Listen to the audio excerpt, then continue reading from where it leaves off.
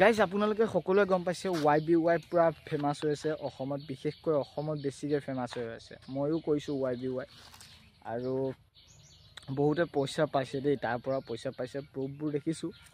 কিন্তু মই বেছি দিন হোৱা নাই সোমোৱা, প্ৰায় দুই সপ্তাহমান হৈছে সোমোৱা।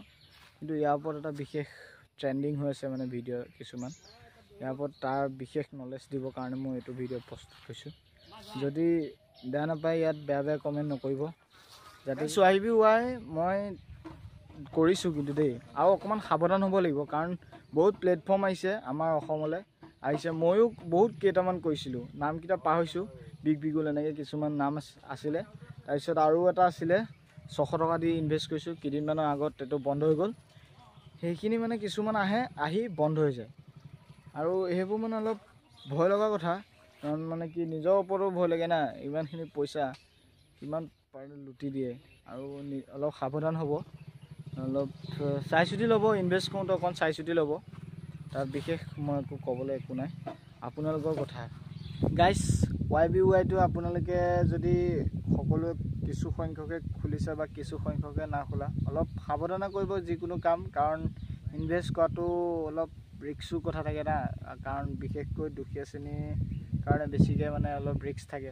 6,000-7,000 টকাৰ এটা এমাউণ্ট বা লগাওঁতে বা 10,000 এনেকৈ অলপ প্ৰব্লেম থাকে।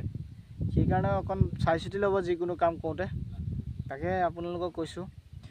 আৰু মানে কি মই যেতিয়া মানে কি ইনভেষ্ট কৰিছোঁ, মোৰ নিজৰ টকাৰে পোৱা নাই, মোৰ ছাৰ এজনে মোক দিছে, মই কৰিছোঁ। কাৰণ মই ইনভেষ্ট কৰিছোঁ বহুত এপত কৰিছিলোঁ, কিন্তু মই বহুত লছ খাই গ'লোঁ। মানে এবাৰ লগাইছিলোঁ মই তোমাৰ 4,000 টকা এটা এপ, মানে এপটো কৈ দিলে ভাল নহ'ব, মানে এইটো এপত লগাইছিলোঁ তোমাৰ 4,000 টকা লগাইছিলোঁ, আৰু এবাৰ লগাইছিলোঁ তোমাৰ 1,000 লগাইছিলোঁ। তাৰ আৰু এটাত লগাইছিলোঁ তোমাৰ এই 600 টকীয়া এপ এটা মানে ইনভেষ্ট হৈ আছিলে সেইকেইদিন, এতিয়া বেছি দিন হোৱা নাই বন্ধ হোৱা, তাতো লগাইছিলোঁ, কিন্তু চব লছত গ'ল।